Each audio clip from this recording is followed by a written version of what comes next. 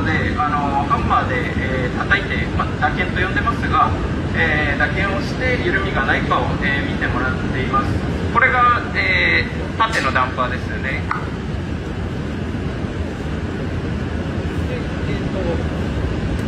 そちらのこのでかいやつ、でかいダンパーですが、これが、台車の左右方向への回転方向、それを抑制するようなダンパーになっています。